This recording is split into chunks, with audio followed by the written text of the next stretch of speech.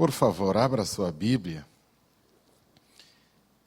no livro dos Atos dos Apóstolos, capítulo 10.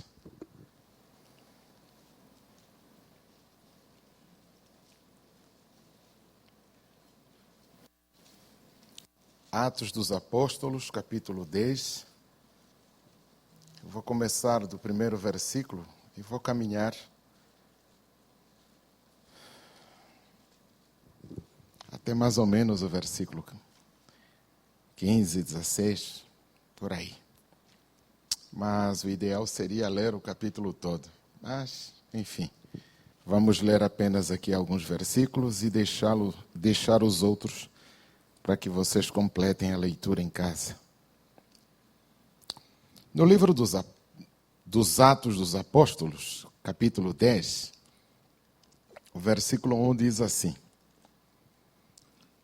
Havia em Cesareia um varão, por nome Cornélio, centurião da corte chamada italiana, piedoso e temente a Deus, com toda a sua casa, o qual fazia muitas esmolas ao povo e de contínuo orava a Deus. Este, quase à hora 9 do dia, viu claramente numa visão um anjo de Deus, que se dirigia para ele e dizia: Cornélio. Este, fixando os olhos nele e muito atemorizado, disse: Quem é, Senhor? E o anjo lhe disse: As tuas orações e as tuas esmolas têm subido para a memória diante de Deus. Agora, pois, envia homens a Jope e mande chamar Simão, que tem por sobrenome Pedro. Este está com um Simão curtidor, que tem a sua casa junto ao mar. Ele te dirá o que deves fazer. E retirando-se o anjo que lhe falava, chamou 2 dos seus criados e a um piedoso soldado dos que estavam ao seu serviço. E, havendo-lhes contado tudo, os enviou a Jope. No dia seguinte, indo eles seu caminho, e estando já perto da cidade, subiu Pedro ao terraço para orar, quase à hora sexta. E tendo fome, quis comer. E enquanto lhe preparavam, sobreveio-lhe um arrebatamento de sentidos. E viu o céu aberto, e que descia um vaso, como se fosse um grande lenço, atado pelas quatro pontas, vindo para a terra, no qual havia todos os animais quadrúpedes, répteis da terra e aves dos céus. E foi-lhe dirigida uma voz: Levanta-te, Pedro, mata e come. Mas Pedro disse: De modo nenhum, Senhor, porque nunca comi coisa alguma comum e imunda. E segunda vez lhe disse a voz: Não faças tu comum ao que Deus purificou. E aconteceu isso por 3 vezes, e o vaso tornou a recolher-se no céu. E estando Pedro duvidando entre si acerca do que seria aquela visão que tinha visto, eis que os varões que foram enviados por Cornélio pararam à porta, perguntando pela casa de Simão. E, chamando, perguntaram se Simão, que tinha por sobrenome Pedro, morava ali. E pensando Pedro naquela visão, disse-lhe o Espírito: Eis que 3 varões te buscam. Levanta-te, pois, e desce, e vai a eles, não duvidando, porque eu os enviei. Te louvamos, te agradecemos por tua bondade, por teu cuidado. Pai, não temos como agradecer tudo que o Senhor tem manifesto na nossa vida, tudo que o Senhor tem feito em nosso favor. Ó Pai, a certeza de estarmos aqui, ó Pai, é a prova da tua graça e da tua bondade. Porque ontem muitos irmãos dormiram, mas não acordaram mais. A chuva os levou de nós. Pai, acordamos perplexos com tudo o que aconteceu e ainda estamos nos refazendo, ó Pai, dessas ausências entre muitos lares no Brasil, em São Paulo em particular. Pai, estamos certos que em tudo isso, louvado seja o Teu nome. E nós que ficamos, estamos certos que não somos melhor do que os outros que foram. Pelo que nos certificamos de que os Teus propósitos conosco ainda estão por se cumprir. Por isso, Senhor, faça em nós a Tua vontade. Cumpram-se os Teus propósitos na nossa vida. E rogamos que o Teu Espírito intervenha nessas famílias que perderam tudo e perderam os entes queridos, Senhor. Não deixe de consolar aqueles que precisam nesta hora, Senhor. Nós, como igreja, unimos a nossa voz intercedendo por eles, porque certamente que a tristeza não é só deles, é também nossa, Senhor. Pai, ajuda-nos, Senhor, nesse instante. Viemos dos nossos afazeres para juntos, ó Pai, não só celebrar o Teu nome, mas também ouvirmos a Tua voz, ouvirmos a Tua palavra. Fale conosco, nos alcance, Senhor, e tenha por certo que o que o Senhor disser fará toda a diferença na nossa vida, Senhor. Porque, ó Pai, não só de pão viverá o homem, mas de toda a palavra que procede da boca do Senhor. Então nos alcance na força e no poder da Tua palavra, para que assim, ó Deus, enquanto vivermos, ó Pai, vivamos para a Tua glória e fazendo a Tua vontade, Senhor. Perdoe-nos das nossas fraquezas, das nossas limitações. Pai, porque se disséssemos que não pecamos ou estamos sem pecado, nos faríamos mentirosos na Tua presença. Por isso, perdoe-nos, Senhor, que os nossos pecados, ó Pai, não criem barreiras entre nós. Não criem barreiras entre nós e o Senhor. Que a Sua mão esteja estendida em nosso favor para operar e os Teus ouvidos abertos às nossas orações, Senhor.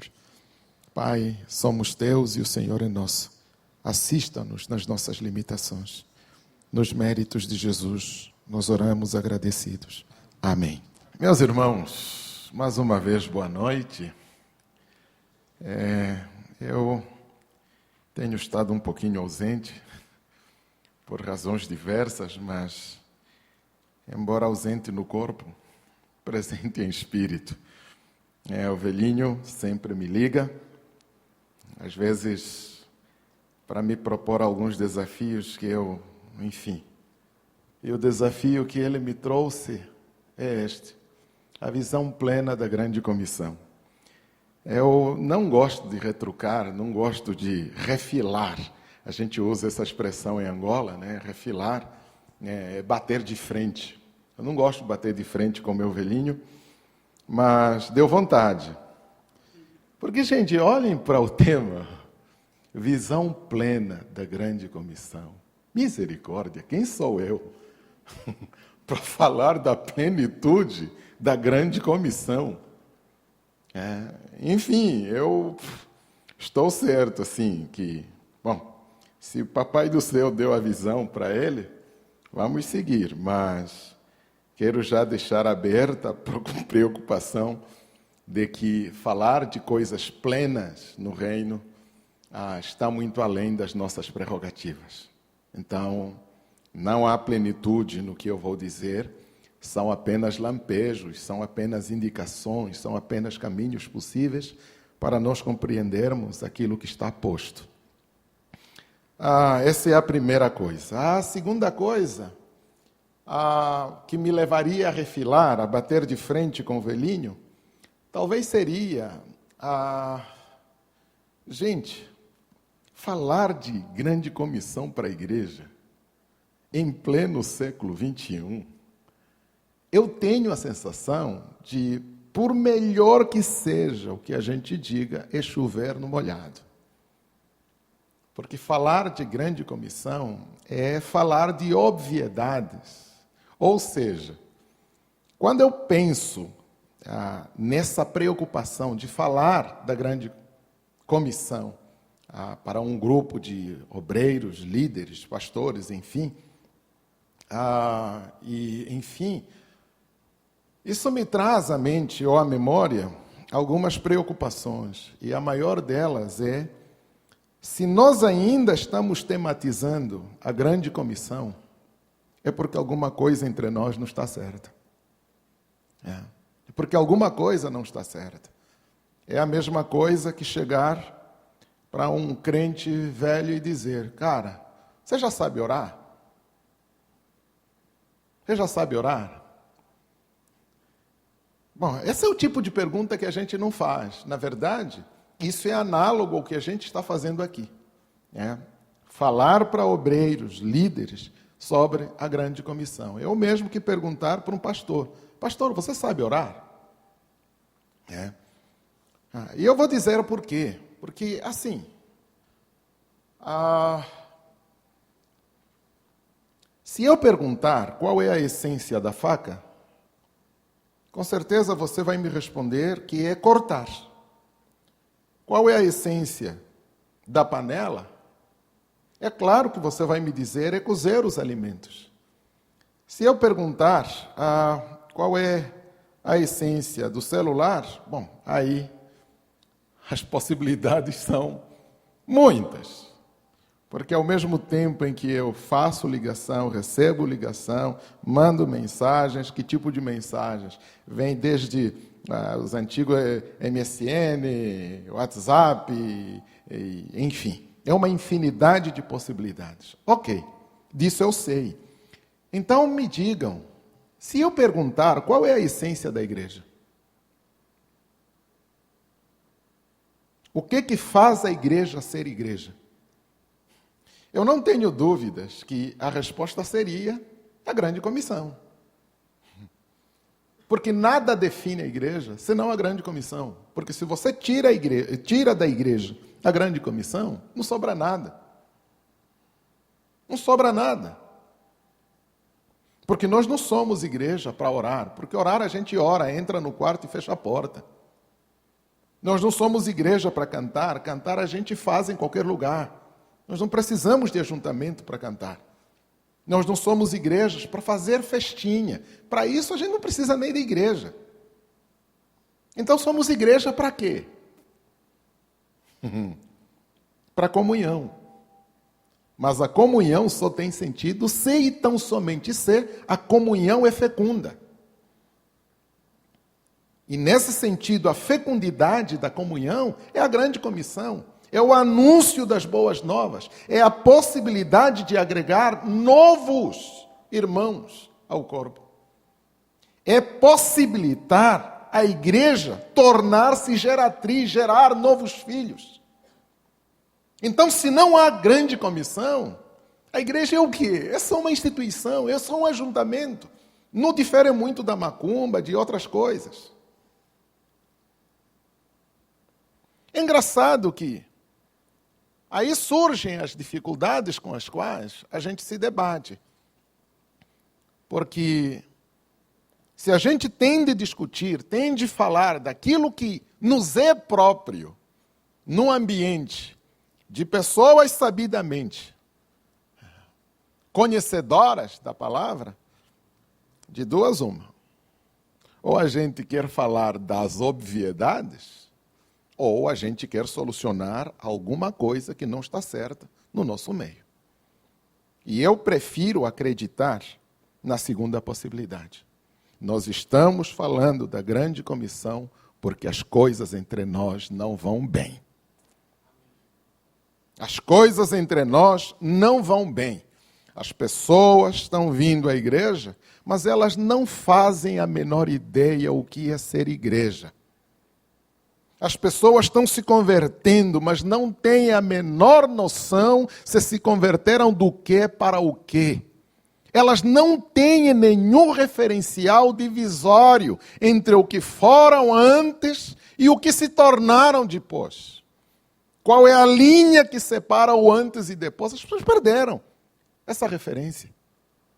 Porque os nossos ambientes religiosos, os nossos ambientes igrejeiros, tornaram-se tão turvos, tão confusos, quanto perderam aquele elemento distintivo dos ambientes, dos grupos, das comunidades que nós frequentávamos antes de participarmos da comunhão dos santos.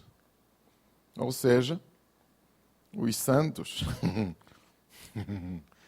deixa para lá, alguma coisa não vai bem entre nós, por isso nós precisamos falar da grande comissão. Então, eu queria, aproveitando dessa introdução, fazer algumas indicações. Primeiro, a pensar no contexto dentro do qual nós estamos, os desafios com os quais nos debatemos nesse contexto e, consequentemente, a fazer uma transição entre o nosso contexto com o texto que nós lemos e aí buscar desse texto alguns indicativos para nós caminharmos nessa seara que o Senhor nos confiou. Bom, quando você olha para a realidade em que nós estamos, algumas coisas saltam-nos os olhos. A primeira dela é essa irregularidade da compreensão do nosso próprio tempo. Toda vez que eu paro para refletir sobre a minha geração, eu tenho a sensação de que nós somos a geração que vive deslocada. Nós temos muito do novo, mas nós não abrimos mãos do antigo. O novo e o antigo se amalgamaram e tornaram-se uma coisa híbrida, tão confusa quanto estranha.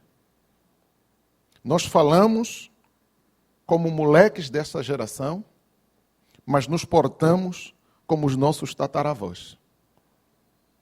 Ou seja, nós temos uma linguagem toda para frentex, uma exposição, expressão, tudo para frentex. Mas a consciência com a qual nós fazemos essas coisas é extremamente retrógrada. Extremamente retrógrada. Então, há uma confusão na minha ou na nossa geração que nos remete a não sabermos exatamente quem nós somos. Então, nós procuramos mealhar algumas coisinhas a que nos apegarmos para nos identificar. E é engraçado que as coisinhas a que nos apegamos não têm nada a ver com o Evangelho. Ou seja,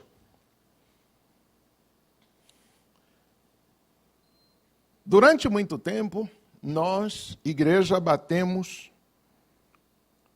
falamos contra, nos nossos usos e costumes, contra a moda e tal, enfim, as vaidades e coisas do gênero. Falamos. Hoje, parece que nós somos mais vaidosos do que a geração que nós criticamos. Certo? Se não tiver vestido novo, não vai à igreja.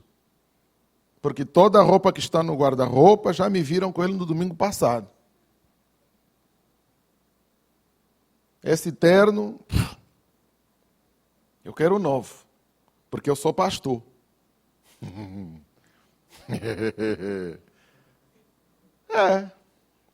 Entenderam? É uma mentalidade bem típica. E aí eu quero me apresentar exteriormente como um crente, mas eu não me preocupo com o meu interior.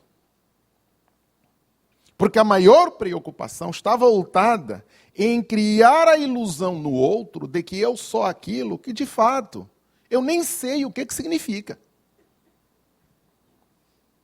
Então, o exterior está tão bem adornado quando a gente pergunta sobre os adornos interiores, aí a gente descobre que dentro não está tão legal quanto está fora. E isso se reflete na maneira como nós comungamos. A nossa comunhão é reflexo dessas atitudes pessoais. Quando você chega num ambiente de culto, qualquer um que entrar aqui vai dizer, nossa, cara, que congregação linda e maravilhosa. Está bonito. Mas é engraçado que é mesmo só por fora. Dentro não é reflexo disso que a gente está aqui fora. Por quê?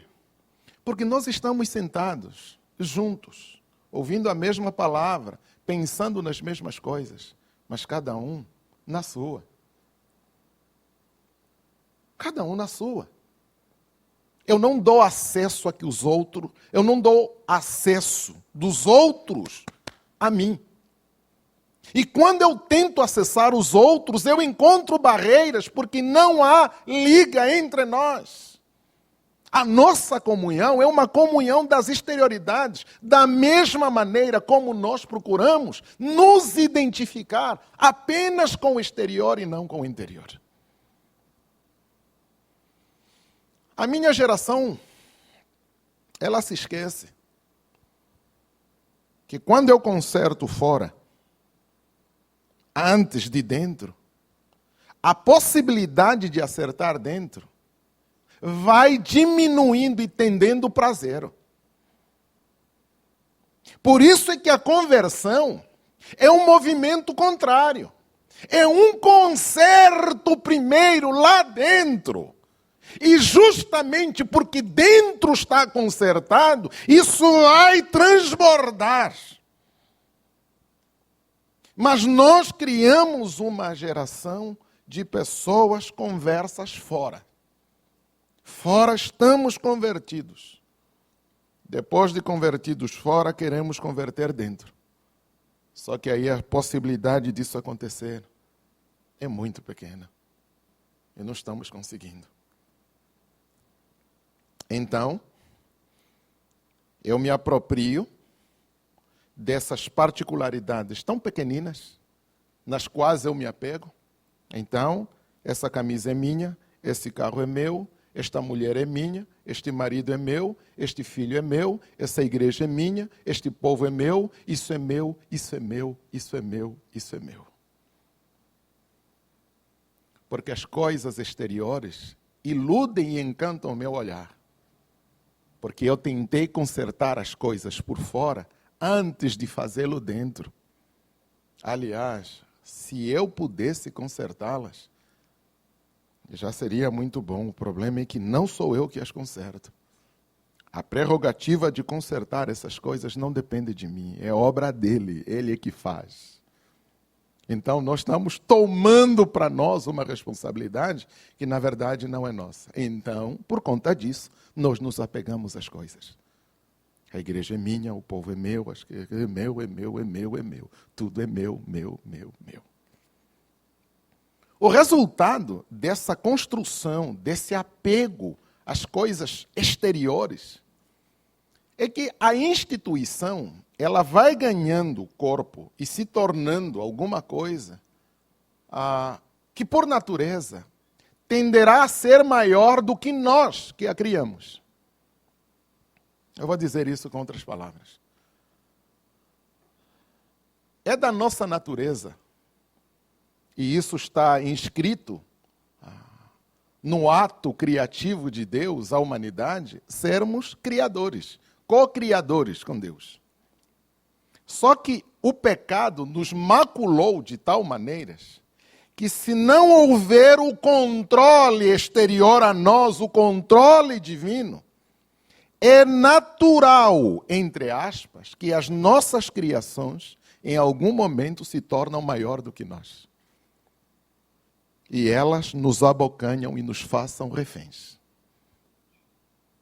Olhe para todas as instâncias possíveis, desde casa. Se você não tomar cuidado na criação dos teus filhos, é uma questão de tempo. Os teus filhos vão te consumir. Você vai ser escravo dos seus filhos. E depois escravo dos seus netos. Depois escravo. Misericórdia. Há uma socióloga, pedagoga, que diz que nós vivemos na fase de transição. Somos a primeira geração de paz. Como é que ela diz? Somos a primeira geração de paz. Esqueci. Eu vou lembrar e depois passo para vocês. O problema da criação dos filhos, se você não tomar as rédeas e o cuidado necessário na criação dos teus filhos, é uma questão de tempo. Os teus filhos vão crescer sobre você, vão se agigantar e vão fazer de você refém deles. Quando você olha para a política é uma criação nossa. A economia é uma criação nossa. Só que hoje ganhou volume e nos tornamos reféns das nossas próprias criações.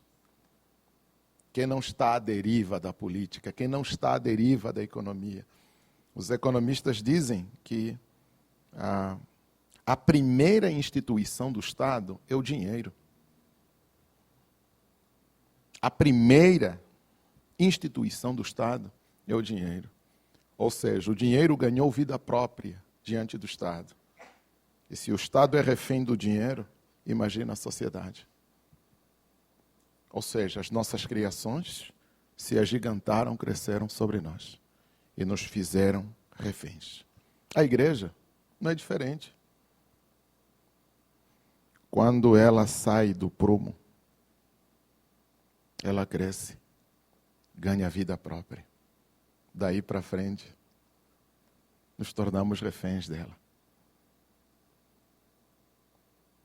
Nos tornamos reféns dela.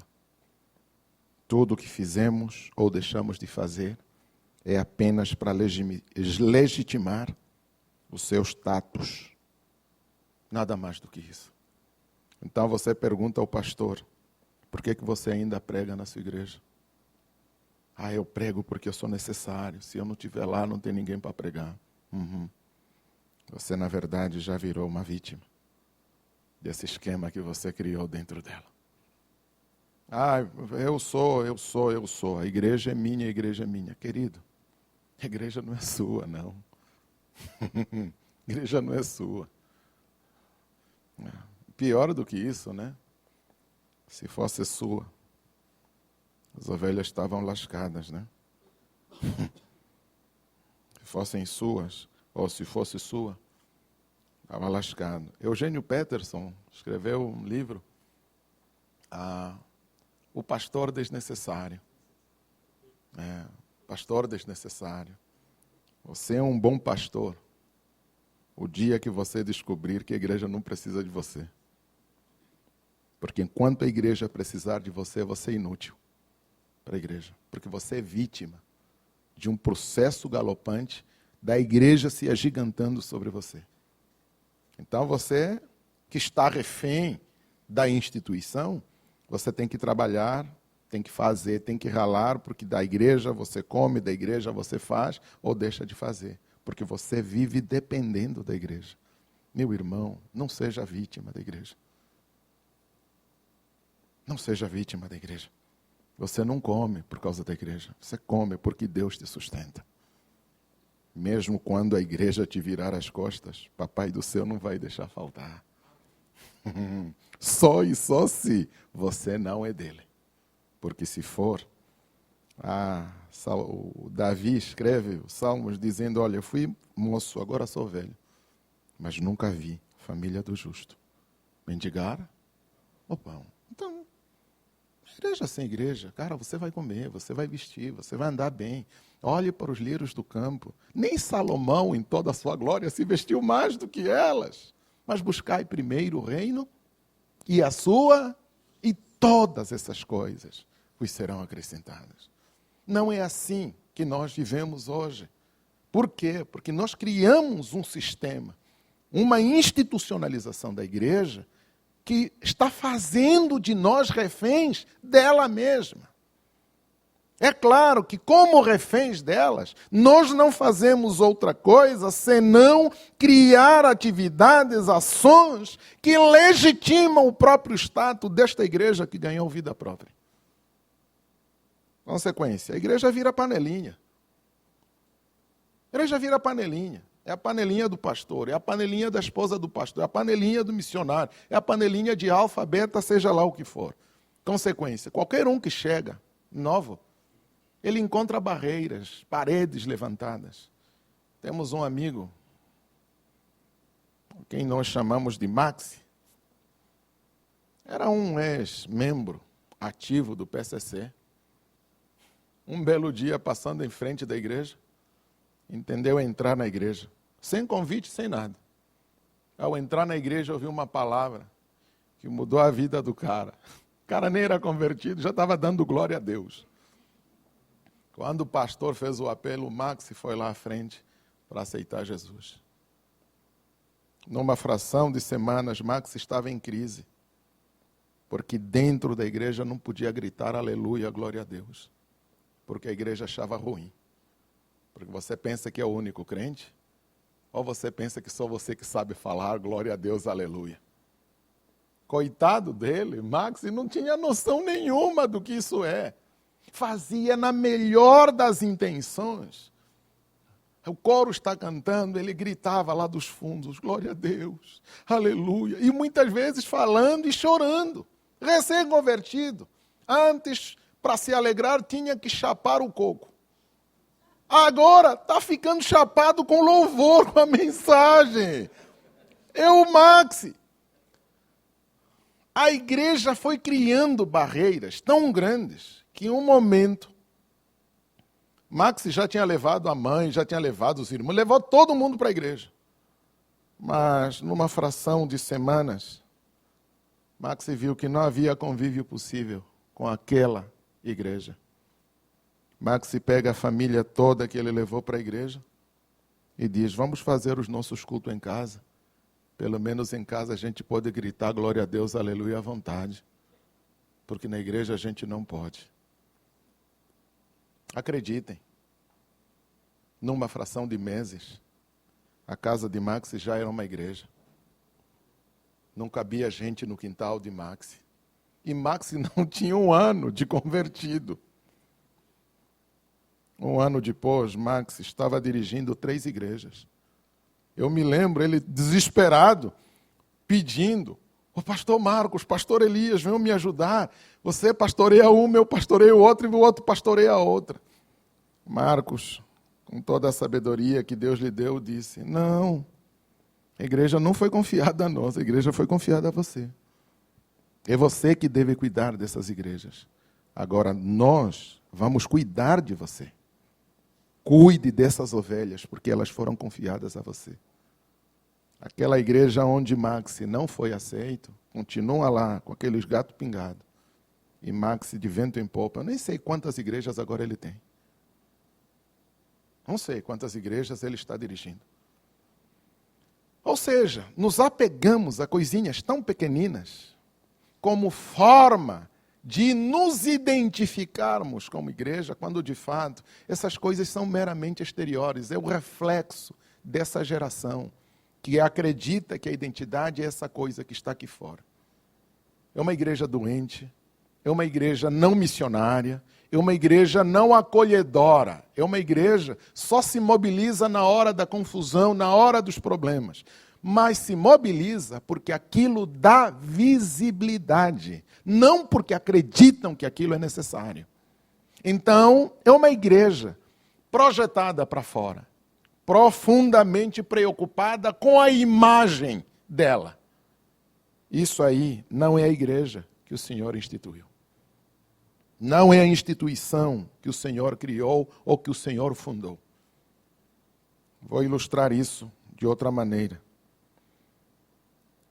Certa feita escrevi alguma coisa, nem lembro mais aonde que eu pus isso, mas eu escrevi alguma coisa no sentido de a faca é um instrumento. A pessoa que a usa é o sujeito dela. Então a faca, como instrumento, ela não é boa nem é má. Ela torna-se boa ou má, dependendo do sujeito que faz uso dela. A instituição eclesiástica, é a mesma coisa. A instituição não é boa, nem é mal, porque ela é um instrumento da igreja. A igreja é o sujeito da instituição. Só que esta geração que se apegou às coisinhas exteriores, perverteu essa ordem.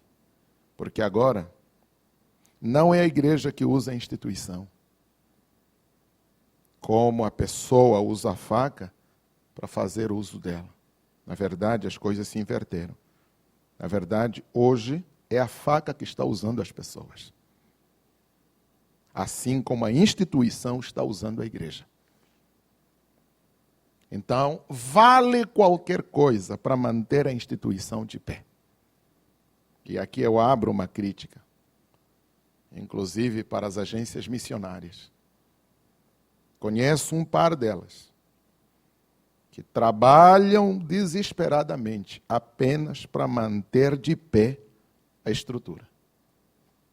As igrejas contribuem, as igrejas botam dinheiro naquilo, mas o dinheiro, antes de chegar no missionário, isso se chegar, eles precisam tirar desses valores dinheiro necessário para manter a estrutura de pé. E muitas vezes o que chega no missionário que está no campo são migalhas. Porque a instituição é tão grande e tão poderosa quanto consome dinheiro. Bom, não é muito diferente, né, com o nosso governo, né? Os gastos públicos. Bom, enfim, creio que tem gente mais habilitada para falar disso do que eu. Mas a lógica é a mesma. A máquina cresceu tanto, tornou-se tão forte, tão poderosa, quanto tudo que entra, quase que 50% é consumido pela máquina. O resto é que vai, as migalhas é que vai para a população. É isso. Temos missionários que saíram do Brasil, foram para as Índias, foram para a África, foram aqui, pertinho, na Bolívia. Foram na Bolívia, enfim, aqui na América Latina. Mas não perguntem quanto tempo ficaram no campo e nem perguntem por que voltaram tão precocemente. Porque a maioria deles foram abandonados à própria sorte.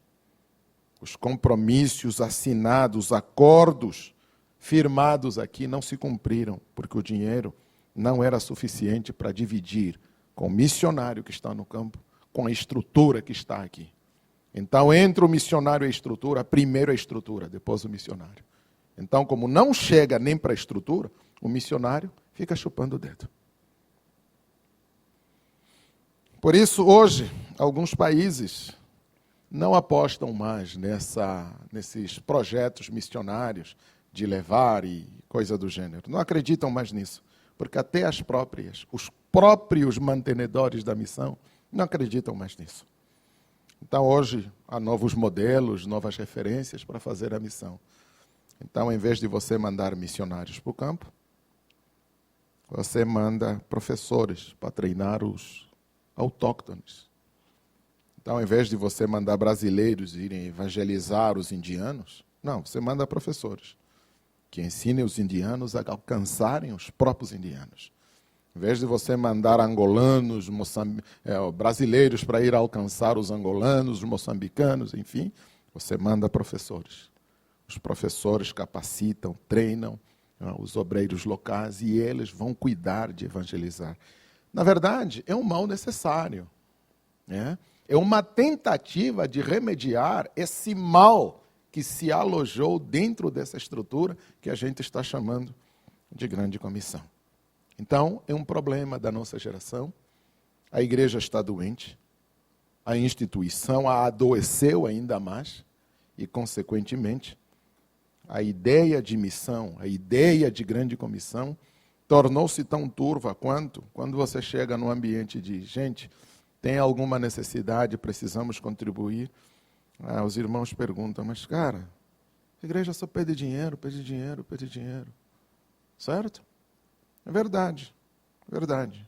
Esse sentimento é proporcional ao uso que se faz dos dinheiros, né, das contribuições. Tudo que a gente contribui com dízimos, ofertas, ações de graça e tudo mais, vai para onde? é para sustentar a própria estrutura que nós criamos. Sim ou não? Para sustentar a nossa máquina. Mantê-la viva exige sustento. Então, quem é que vai custear isso? E é engraçado que é tanto dinheiro que não sobra para a viúva, para o órfão, para o estrangeiro, né?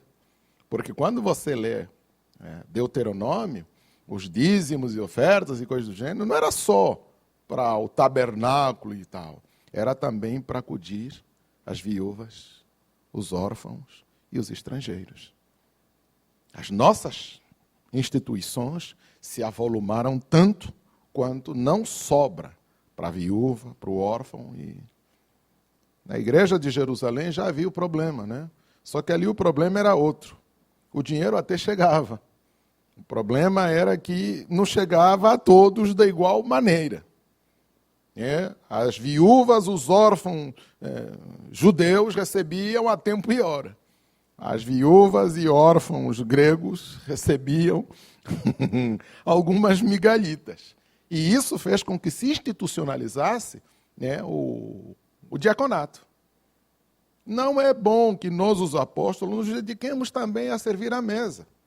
Escolham entre vós homens assim, assim, assim, assim, que se dediquem a servir à mesa, enquanto nós nos dedicamos à oração e na palavra. Então havia partilha ainda nessa igreja. Agora, à medida em que você se afasta historicamente da igreja de Jerusalém, você vai vendo a igreja se institucionalizando, ganhando vida própria. A estrutura vai se tornando tão forte e tão poderosa quanto consumidora das contribuições. Então você contribui fielmente, mas o dinheiro é só para sustentar a máquina. Não sobra para a viúva, para o órfão e para o estrangeiro. Esses dias fui interpelado por 2 cubanos que conseguiram fugir da ilha. Estavam perdidaços aqui em Mogi das Cruzes. E a pergunta era, o que fazer com esses caras? Desembarcaram na rodoviária, ninguém sabia de onde eles vieram, perdidaços, e alguém liga, eu conheço um pastor, pastor Elias. Pastor Elias, nos acuda. E aí você faz as contas. Vou ligar para quem para me apoiar nessa hora? Mas aí me lembrei de um sujeito que eu conheci aqui nas quebradas da Zona Leste. Mandei ele lá para a Zona Leste. Os cubanos ficaram lá alguns dias, trabalharam como mecânicos, porque os caras têm engenharia, né? Eram engenheiros. Trabalharam como mecânicos e agora já estão no Chile. Foram para o Chile. Porque abriu lá uma porta para eles e se mandaram lá para o Chile. Bom, no meio dessa confusão toda, ainda tem o remanescente de pé. Tem gente que acredita no Evangelho de verdade e faz diferença. E isso eu tenho plena certeza, porque Deus não há de deixar a igreja desamparada a ponto de não ter os seus arautos para firmarem o projeto igreja de pé.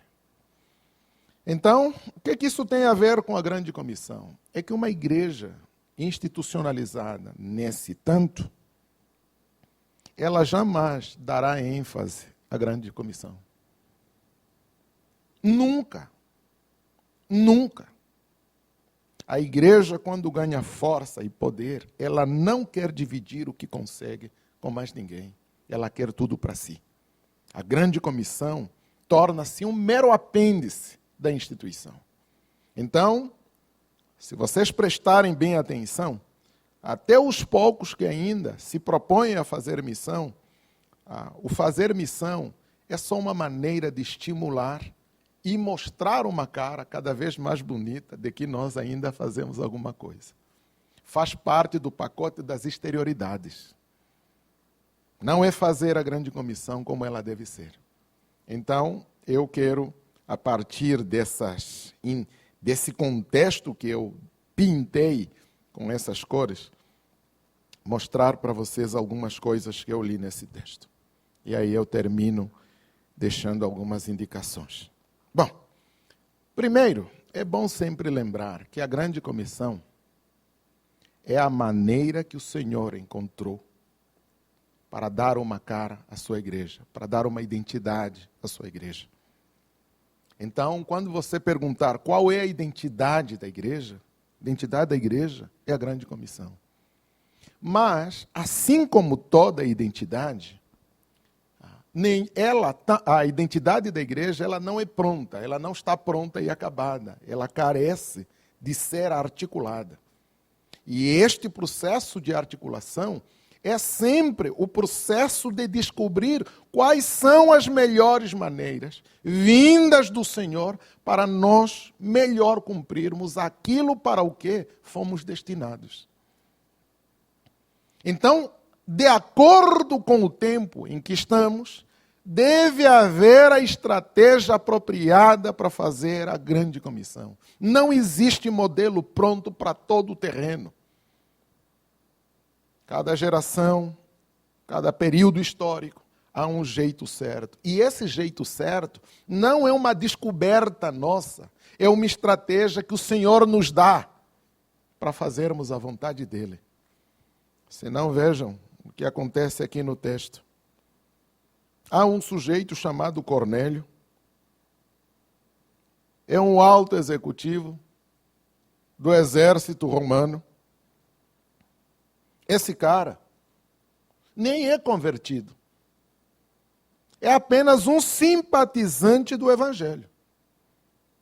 Ou pelo menos ele pensava que era simpatizante do Evangelho. Na verdade, era muito mais simpatizante do judaísmo. A julgar pelos seus atos, as suas atitudes. Por que dar esmola e fazer orações contínuas? Porque isso fazia parte do escopo do judaísmo antigo, ou do judaísmo tardio. Mas a motivação desse homem não estava em repetir isso mecanicamente, como qualquer judeu fazia, como parte de um hábito, como parte de um costume, ou como parte de uma cultura religiosa. O que ele queria é relacionar-se com esse Deus que os judeus tanto falam, cujas histórias esse homem conhece. Se esse Deus é vivo, eu quero também fazer parte dele. Então, qual é o meio? O meio que ele encontrou de se relacionar com Deus é repetir o que os judeus faziam. No meio dessas repetições, ele tem a visão. O anjo vem e diz: Cornélio, cara, as tuas esmolas e as tuas orações entraram para a eternidade, porque estão na memória do Senhor. Engraçado que é a única pessoa de quem as Escrituras falam nesses termos. Ninguém antes dele, e muito menos depois, há relato de algo parecido como isso. Ou seja, dizer que as tuas esmolas e as tuas orações subiram à memória de Deus é o mesmo que dizer, elas estão eternizadas, porque o que está na memória de Deus é inextinguível. E tratando-se de oração, é o mesmo que dizer, nenhuma das tuas orações cairá por terra antes que seja respondida. Você não vai morrer sem ver a resposta das tuas orações. Isso não está sendo dito para um crente, no sentido formal da palavra. Talvez a gente esperaria que isso fosse de um prosélito. O prosélito é o sujeito que não era judeu, mas queria ser judeu. Então, não sendo judeu, querendo ser judeu, ele se submete aos ritos judaicos, sendo o principal de todos a circuncisão. Cornélio, ao que tudo indica, pela narrativa do texto, ele não era um judeu prosélito. Não fora circuncidado. E aí todo um conjunto de resistência da parte do próprio Pedrão depois. Então Deus está falando com, vamos trazer na nossa linguagem, com o mundano. Deus está falando com o mundano. mas um mundano que teme ao Senhor mais do que os crentes. É duro dizer isso. É engraçado que quando eu penso na grande comissão, e eu vou dizer isso com todas as letras, a grande comissão não é feita por nós. A grande comissão é feita por Deus. Ele só precisa encontrar os instrumentos certos para executá-la. Porque ele não quis que os anjos o fizessem. Ele escolheu a nós para fazê-la. Só que quando nós resistimos, ainda assim, ele continua fazendo a missão. Amém? Quem é que chamou Maxi para a igreja? Ninguém, senão o Espírito. Porque Maxi estava passando em frente à igreja. Ele viu a cantoria. Ele disse, eu passo sempre aqui, nunca...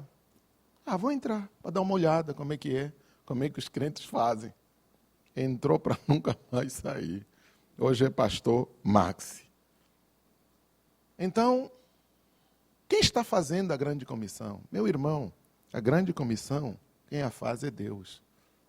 Ele só quer que nós sejamos instrumentos seus, para que por intermédio de nós, ele execute a sua vontade.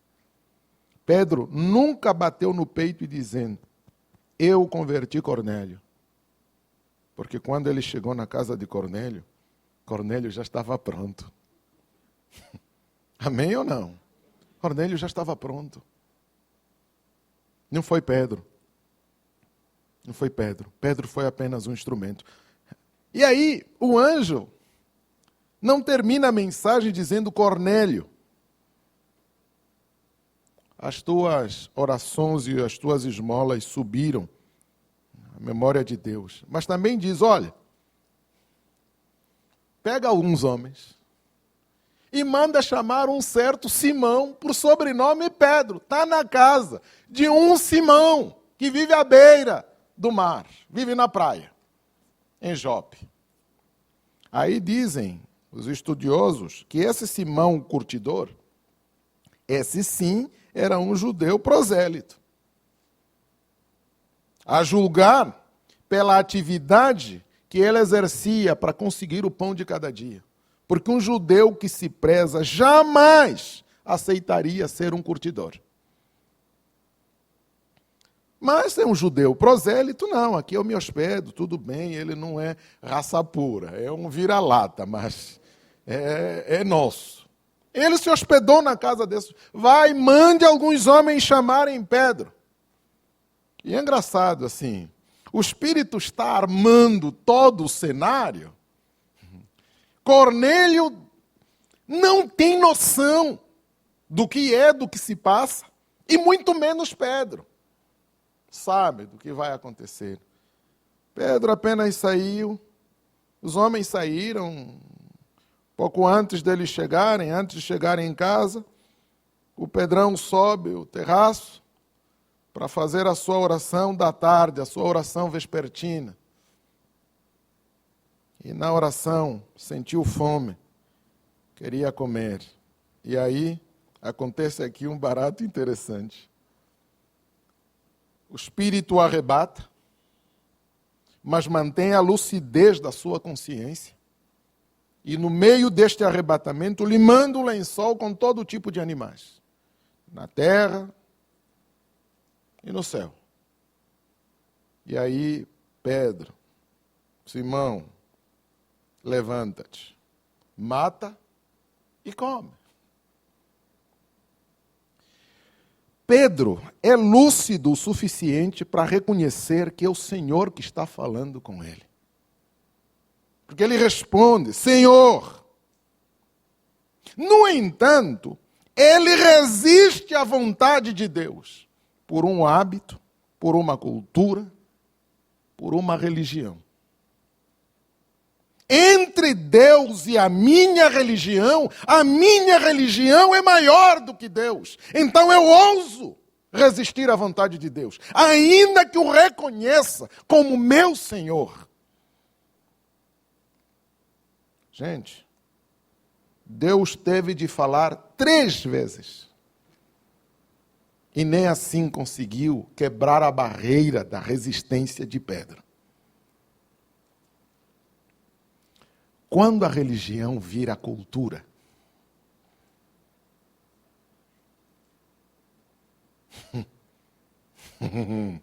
quando a religião vira cultura, gente, acabou. Tem mais o que fazer. O milagre tem de ser repetitivo. E nem assim é garantia de que isso melhore. É engraçado que quando eu olho para a minha geração culturalizou o cristianismo também. Porque a gente ora, mas a gente nem faz a menor ideia do que é oração. Porque ninguém nos ensinou a orar, então a gente aprendeu a fazer de qualquer jeito, hoje virou apenas um ritual cultural nos nossos cultos. Vai orar? Ore. Amém. E aí? Opa, eu preciso orar, porque senão não tem como começar o culto. Culto que não começa com oração não é culto. Crente que é crente não come sem uma oraçãozinha, uma fezinha, né? Crente que é crente não dorme sem uma oração. E oração tem de ser de joelho, tem de ser de pé, tem de ser com roupa, tem de ser. A gente cria ritos, porque isso já não é aquilo que deve ser. É só um hábito cultural, é só um costume. Já viu que toda atividade de crente começa com oração, cânticos, depois palavra? Toda atividade de crente vira culto. Eu até admirei hoje, nós não tivemos louvor. Nunca tem.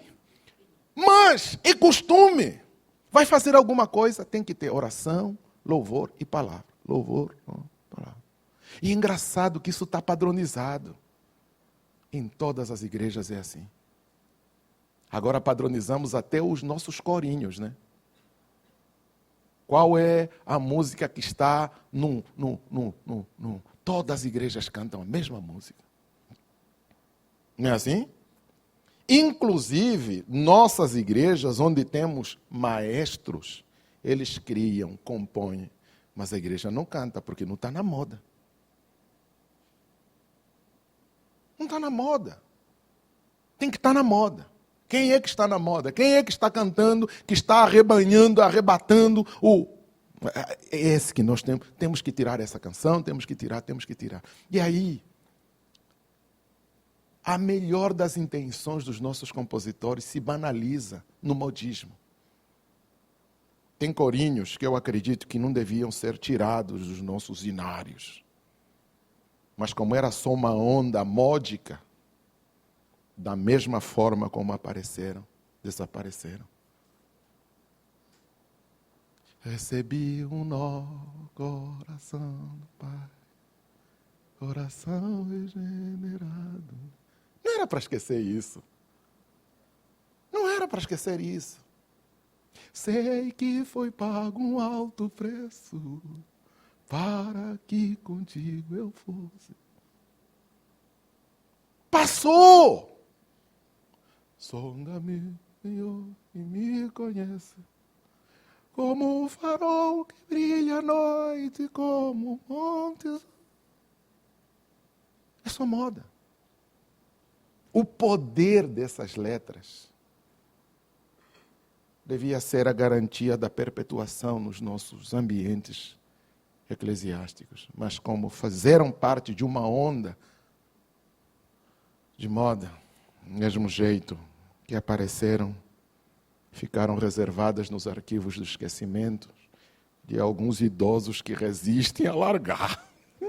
No largo. Eu aponto para ele porque ele é um maestro, né? Então, é isso. Porque para nós é só parte de um costume, parte de um hábito cultico, parte de uma cultura que se sedimentou e que não diz respeito àquilo que Deus espera dele. Banalizou. Acabou. É cultura. Então, nesse ambiente em que a religião, em que o cristianismo se culturaliza, ainda que Deus viesse e dissesse, hoje vocês não vão cantar, hoje vocês não vão pregar, hoje é só oração. A igreja diria, que culto é esse? Que não tem cantoria, que não tem. Não, isso não é culto. Mas é o Espírito que falou. Aí o Pedrão, eu não mato, não como. Certo? Porque para mim tem que ser animal limpo. Porque foi o Senhor que disse, não, se fui eu que disse, você está me obedecendo, agora eu estou dizendo outra coisa. Mate e come. Não, eu não vou matar, não vou comer não. Meus queridos, agora não é hora de orar. Hoje vocês não vão orar, só vão cantar. Mas que culto é esse que não tem oração? Pelo menos uma oraçãozinha, uma fezinha, Senhor. É verdade. É verdade. Eu me lembro do meu pastor, um dos pastores que passou pela nossa igreja local, quando moleque, era um sujeito extremamente rigoroso com os hábitos de oração. Orar tem que ser de joelhos. Aí você, toda vez que pensar orar, tem que ajoelhar. Aí, às vezes, você estava no busão e dava aquela onda de querer orar, não podia porque estava de pé. Não pode. Não pode orar.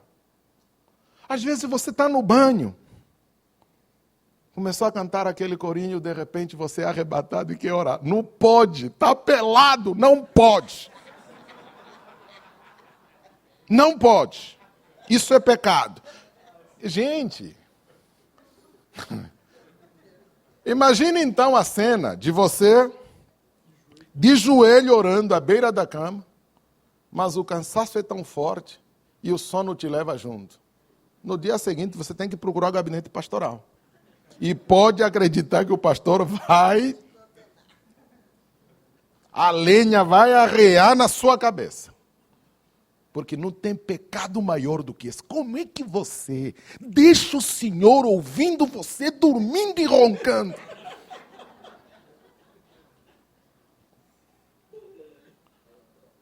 Gente, e aí eu cresci com esse pavor da oração. Aí, criamos um grupo de oração na igreja. O pastor descobriu que tínhamos um grupo de oração. Nos reuníamos todos os dias à noite, às 9 horas da noite, 21 horas, nós nos reuníamos na igreja para orar. O pastor descobriu. Aí a primeira palavra, no culto, assim, no domingo, eu tomei conhecimento que tem gente que está a orar todos os dias à noite aqui na igreja. Irmãos, Deus também precisa descansar. Eu não autorizo. Gente, de culto isso. De culto. Então imagina o Espírito Santo chegar numa igreja como essa e dizer, agora eu quero que vocês façam isso. É claro que o pastor vai dizer, não, na minha igreja não autorizo. Na minha igreja tem que ser do meu jeito. Essa é a síndrome de Pedro. Ele está tão arraigado no costume, naquele hábito, naquela cultura, que ainda que Deus chegasse para dizer o que ele quer fazer, Deus seria expulso da igreja, mas não mudaria um tio nos hábitos e nos costumes. É a síndrome do tio Pedro. Pedro resistiu a Deus. Disse, não, eu não faço o que você está me mandando. E aí, no primeiro instante, a associação que o Pedro faz é de que a fome que eu tenho, por isso o Senhor me mandou o lenço com os animais. Só que Deus é infinitamente sábio. Quando Pedro estava pensando apenas no seu estômago, Deus estava olhando para Cornélio. Porque mais do que aqueles animais imundos que estavam misturados com os animais puros, havia uma cultura sedimentada entre os judeus, que todo gentio é um imundo, todo gentio é um comum. Por isso, o judeu que se preza não se mistura com essas gentalha. Deus não estava pensando na fome dele, porque Deus sabia que o Simão, o anfitrião, já estava preparando a comida, o rango para o Pedrão. Deus não estava preocupado com o estômago de Pedrão, porque isso já estava resolvido. Deus estava preocupado com Cornélio, porque a batalha na porta de Cornélio vai ser maior do que mata e coma. Então Deus foi amolecendo o coração de Pedrão. Quando Pedrão desperta, ainda confuso, os homens chegaram. E aí o Espírito Santo fala com Pedro: Pedro, desce. Tem alguns homens que vieram à tua busca. Não deixe de ir com eles. Vá, porque eu os enviei. Aí Pedrão, ainda tonto com as dúvidas da visão, então ele empreende a viagem até a casa de Cornélio em Cesareia. Estima-se que eram mais ou menos 48 quilômetros. Então, sem carro, sem bicicleta, enfim, imagina a viagem. Mas aí as coisas aconteceram que quando Pedro chega lá, ele já sabia que Deus, através do Espírito Santo, mandou que ele tinha uma palavra para dar. Mas a dúvida era: que palavra é essa? O Senhor não me disse nada. O Senhor não me disse que eu devo pregar. Aliás, eu não sei nem o que eu vou pregar. Engraçado. Nessa hora, Pedro deixa todos os truques da cultura e da religião. Abre a boca e conta a história de Jesus. Não tem preparo maior do que este. Porque de Jesus ele podia falar, ele conviveu com ele. Então ele não falou nada além daquilo que ele viveu e testemunhou de Jesus. E não tinha terminado. O Espírito desceu sobre todos que estavam em casa. Aí o Pedrão desaba e ele percebe: verdadeiramente Deus é bom. Ele não é só para os judeus, ele é para todos. A interpretação do sonho vem lá no final do capítulo. Em casa, leia e compreenda isso. O que eu queria deixar como testemunho, como rastro, para a gente caminhar na direção dessa plenitude da grande comissão. Irmãos, primeiro, a grande comissão não é só uma atividade da igreja enquanto instituição.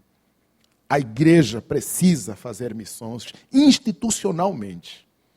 Graças a Deus, a nossa igreja tem feito aí trabalhos aqui no Brasil, na América Latina, nos Estados Unidos. Agora estamos indo para o nosso continente, né, para a África, enfim. Graças a Deus por isso.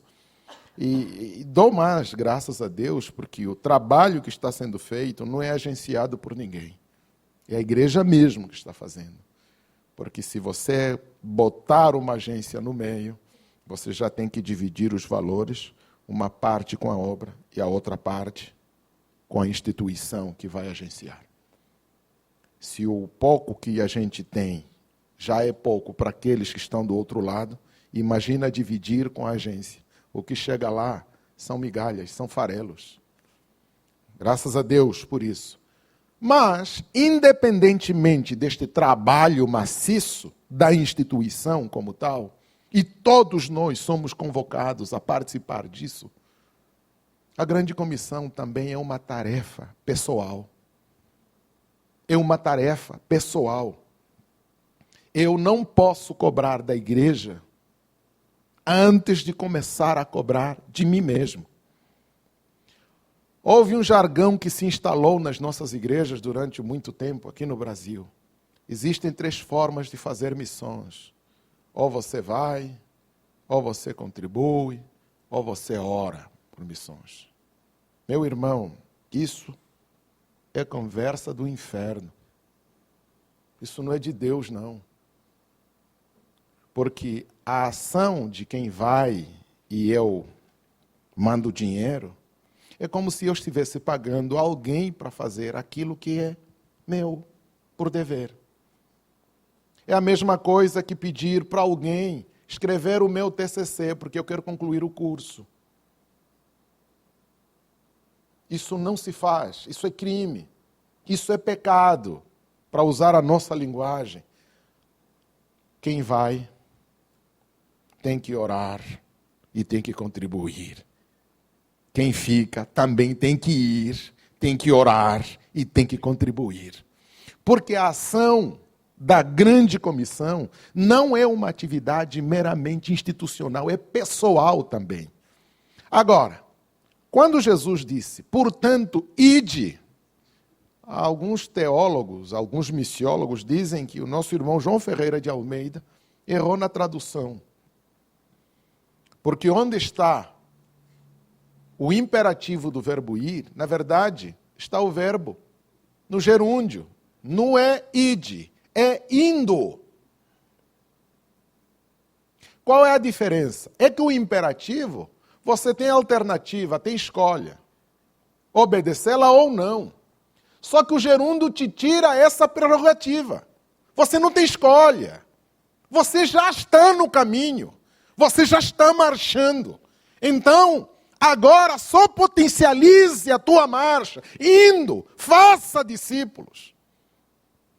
Você já está marchando, já está no caminho. Então, enquanto estiver no caminho marchando, não deixe de fazer discípulo. Então, indo para onde? Não interessa. Fisicamente, você acorda todos os dias para ir trabalhar. Então, indo trabalhar, faça discípulos. Não, mas eu saio do serviço, vou para a faculdade, vou para o colégio. Indo para o colégio, faça discípulos. Mas eu estou voltando para casa. Indo para casa, faça discípulos. Isso aqui entre nós. No porvir, indo para Canaã celestial, faça discípulos. Ou seja, nós não temos escapatória. Ou vai. E indo, faça discípulo. Agora, essa maneira de compreender que a grande comissão é minha responsabilidade também me faz não viver de qualquer jeito. Porque atrás desta mensagem, indo, faça discípulo, o fazer discípulo não significa chegar lá no teu serviço, abrir a Bíblia e cantar os versículos para os outros. Não é chegar lá no colégio, na faculdade, não sei aonde, abrir Bíblia e pregar para os teus colegas. Não é disso que se trata. Mas é viver de tal maneira que em você se cumpra aquilo que Jesus fez, aquilo que o João disse. João disse, e o verbo se fez carne. Por que o verbo se fez carne? Para que toda a carne se faça verbo. Ele se fez carne para que eu me faça a palavra. Então, a melhor maneira de pregar é viver. Eu tenho que viver, eu tenho que ser a palavra autêntica. Aquela palavra na qual eu acredito. Para que lá onde eu estiver, no serviço, na faculdade ou no ponto de ônibus, quem olhar para mim, não tenha dúvidas que eu sou uma pregação sem palavras. As minhas atitudes pregam. Os meus gestos pregam. O meu comportamento prega. Em algum momento alguém olha para mim e diz, cara, eu nunca te vi triste. O que é que se passa? Cara, você não tem problema, não? Cara, eu queria ser um terço do que você é, cara. Nunca te vi assim, macambúzio, cabisbaixo. Nunca te vi. Cara, o que é que se passa com você? Qual é o teu segredo? Não tem um segredo, querido. Alguém fez morada em mim. E é esse cara que faz em mim o que você vê. Tem uma maneira mais elegante de pregar do que esta? Outro dia, um menino, no final do semestre passado, eu estava na sala distribuindo as médias finais. Primeiro fiz a devolutiva da prova e tal, e aí estava passando as médias finais. Aí eu vi o moleque, curso de educação física, quietinho lá no seu lugar, não falava nada, e teve nota 10 na prova. Aluno inteligentíssimo, católico roxo. Católico roxo. Estava lá quietinho. Eu achei aquilo tão estranho, mas, bom, enfim, deixa ele curtir o 10 dele. Porque o aluno, quando tira 10, vibra e tal. Ele ficou quietinho. Aí terminei de fazer as minhas coisas, estava apagando a louça, arrumando as minhas coisas para me mandar. Aí, o moleque vem, professor, eu posso falar um pouquinho com você? Ah, pois não. Não, pode terminar. Eu termino de apagar o quadro e eu falo com o senhor. Aí o moleque pegou o apagador, apagou, olhou para mim e disse assim, professor, cara, eu não sei o que se passa comigo, mas toda vez que eu olho para o senhor, eu tenho vontade de ficar mais perto do senhor. Eu queria que o senhor andasse comigo ou eu andasse com o senhor. E me ensinasse a ser o que o senhor é. Naquela hora eu disse, misericórdia. Tanta gente boa nesse mundo. Mas, naquele instante eu percebi que mais do que estar na sala de aula e fazer as lições para os alunos, Deus instrumentalizou a minha vida para tocar alguns na sala de aula. Então, eu nunca abri Bíblia na sala de aula, nunca li versículo, nem citei, eu apenas dou a minha aula. Filosofia da educação, dei as minhas aulas bonitinho, enfim. E aí aquele moleque diz que queria andar comigo, porque queria aprender a ser como eu sou. Eu me dei por satisfeito, porque na minha miséria, estou fazendo discípulos. Nas minhas limitações, estou fazendo discípulo. E o meu campo missionário é a sala de aula. Então, não é tarefa do apóstolo, do velhinho, do seu pastor, da sua pastora, não é tarefa dele só. É sua tarefa. Indo, faça discípulos. Pedro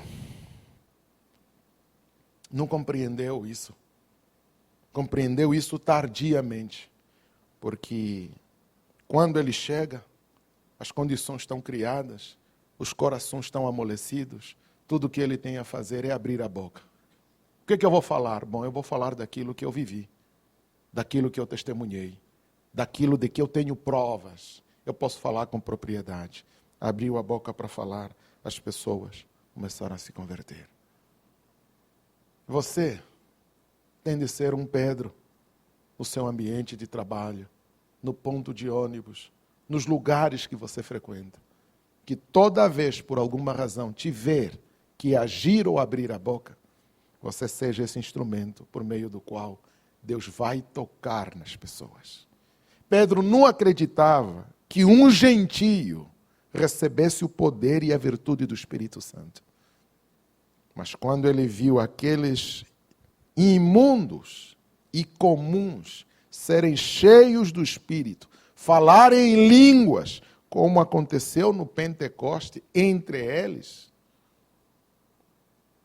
Pedro caiu do cavalo, desculpe minha expressão, mas ele compreendeu que ele estava diante de uma transição, que agora Deus não era mais Deus daquele gueto, daquele grupinho, ou daqueles filhos de Israel que sobreviveram à história, tão acidentada quanto, mas que Deus era Deus da humanidade.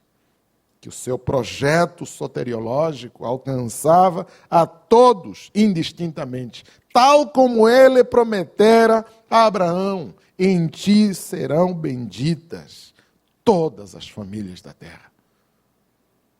Pedro compreendeu isso muito depois. E é engraçado que nós nos encastelamos nas nossas igrejas, acreditamos que se alguém tem que fazer missões, é alguém que tem vocação missionária. Quem é que tem vocação missionária? Se não tem nenhum missionário de plantão, vai o apóstolo, vai o pastor, vai o auxiliar pastoral, vão os obreiros, e nós aqui só oramos e sustentamos. Meu irmão, orar e sustentar é só parte da sua missão. Você também tem que fazer enquanto vai. Não importa onde, tem de fazer. Caso contrário, você nega a essência da igreja. É engraçado que, por causa disso, muitas vezes nós pecamos quando nos aproximamos da ceia, da mesa da ceia. E é engraçado que este pecado é tão grave quanto sério. Porque às vezes a gente pensa assim, não, eu não vou tomar ceia porque ontem eu pequei, tomei um vinhozinho, uma cerveja, e fiquei... Ontem eu aprontei, fiz aquilo, então hoje não tomo ceia. E aí, todo mundo já tem essa senha, esse código, já ficamos atentos. Quem não tomar ceia, aprontou ontem. Aprontou. A gente fica atento. Isso faz parte da nossa cultura. É engraçado que o pecado sério que nós cometemos, a gente nem se lembra. Porque maior pecado é este de não discernir o corpo. É a única razão que devia nos privar de participar da mesa. Se você não tem consciência de que pertence ao corpo, não ouse pegar os elementos. Amém? E vou dizer uma coisa. Se você não está cumprindo com a grande comissão, você não está discernindo o corpo. Não está. E eu vou te dizer por quê. No corpo não tem um membro inútil. Consegue apontar um membro inútil no corpo? Tem algum membro no seu corpo que não tenha função? Até o apêndice, acreditava-se que não tinha função nenhuma, podíamos tirar. Na verdade, tem uma função. E tão perigosa quanto. Porque ele está ali apenas para captar o que não pode sair de qualquer jeito. Tem uma função, não tem um membro inútil no corpo. Então, se a função para a qual você foi designado é fazer a missão, quando você se furta, você se faz inútil no corpo. Fazendo-se inútil, é o corpo que você não está discernindo, porque você não está contribuindo, cooperando para que o corpo se torne aquilo que ele deve ser. Por esse pecado, não devíamos botar a mão na mesa para pegar os elementos. Porque esse é o único pecado que nos priva de pôr a mão na mesa. Agora os outros, meu irmão, é só confessar. É só se arrepender e confessar. Depois, toma o copo, pega o pão e toma o cálice. É cultura, né? Bom, enfim. Então, agora, se não estivermos discernindo o corpo, aí eu não aconselho que você pegue os elementos. Quando a igreja se furta a fazer a grande comissão, na verdade, é o corpo que não está discernindo. Logo, não discernir o corpo implica em não participarmos da mesa. Então, meu irmão, ou você faz a missão, ou você faz a missão. Não tem escapatória. A igreja como instituição está fazendo a sua parte. Agora, você e eu precisamos fazer a nossa. Agora, o esforço conjugado entre todos é que vai fazer com que a igreja continue marchando. Porque as portas do inferno não prevalecerão contra nós. Aleluia. Por que elas prevalecem? Prevalecem porque tem muitos membros inúteis que se furtam a cumprir a função para a qual eles foram designados. Por causa destes, há muitos que dormem entre nós.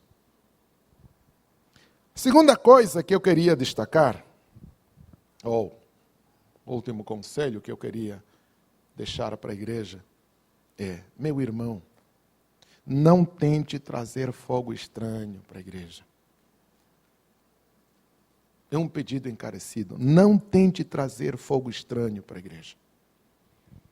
Alguns irmãos usam as metáforas ou as parábolas como indicativos para o cumprimento da grande comissão. E a preferida de muitos é da pesca, da rede, do anzol e tal. Vamos pescar, vamos pescar, vamos pescar. Só que quando você vai pescar, há uma pergunta a ser feita. Qual é a isca que você usa? Você tem vários tipos de isca. Certo? Vários tipos de isca. E aí, se você tem as iscas naturais, vocês têm as iscas artificiais. Ok. Mas para o Evangelho essa metáfora não se aplica, gente. Para o Evangelho essas metáforas não se aplicam. E a razão pela qual eu afirmo isso é, meu irmão, não tem nenhuma estratégia evangelística nesse texto criada por homem algum. Quem criou a estratégia é Deus.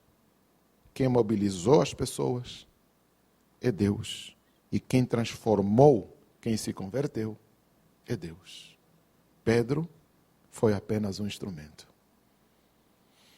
A minha crise, nesse sentido, é que quando eu olho para as igrejas que ainda fazem alguma coisa, aí eles dizem assim, não, gente, a gente vai pescar e a gente usa a isca que a gente tem na mão. Ótimo, mas qual é a isca que você tem na mão? Ah, se os outros usam a macumba para o mal, a gente usa a macumba para o bem. A boa cumba, né? Gente, isso é trazer fogo estranho para a igreja. Se os outros estão fazendo daquele jeito, a gente usa aqui do outro jeito. E aí você encontra igrejas para todos os estilos e para todos os gostos. Só que existem muitos convencidos e poucos convertidos. Porque a estratégia é estranha. É fogo estranho numa fogueira santa.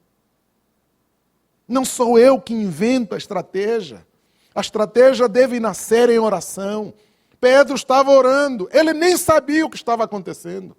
Ele foi mergulhado num processo que ele não tinha domínio. Ainda que ele resistisse em fazer a vontade de Deus, ele terminou cumprindo-a. Se nós orarmos de verdade, não tem estratégia entre nós que seja estranha, porque elas virão do alto para nós. A falta de estratégia entre nós é proporcional a essas orações ritualizadas, a essas orações culturalizadas, a essas orações que não passam de mero costume. Não é isso que nós precisamos. Nós precisamos de oração de verdade. Aquela oração que não se preocupa com quem está ouvindo, mas se preocupa com aquele com quem se fala. Essa oração que não nasce mais do coração humano, mas que resulta de uma convocatória. Meu servo, vem cá, eu quero conversar com você. Porque oração genuína não começa com a gente. É Deus que nos chama para orar. O tempo inteiro. E é engraçado, é só você ficar atento. Não tem um instante em que Deus não te chame para orar. Por isso é que os apóstolos disseram, orai sem cessar. Ou seja, mantenha-se em atitude de oração. Porque todo instante o Senhor vai te dar motivos, vai te dar razões, vai te dar propósitos. Por que orar? E muitas vezes os propósitos não têm nada a ver com você. Tem a ver com os outros. Tem a ver com a sua igreja. Tem a ver com situações que às vezes você nem sequer faz parte delas. No entanto, essas orações são muito mais genuínas do que aquelas em que você já vai com um propósito definido. Vou orar pelo meu salário que está baixo. Preciso aumento. Senhor, aumente o meu salário. Senhor, aumente o meu salário. Senhor, aumente o meu salário. Aí Deus olha o meu filho imbecil. Idiota. Não entendeu o que orar. Amém.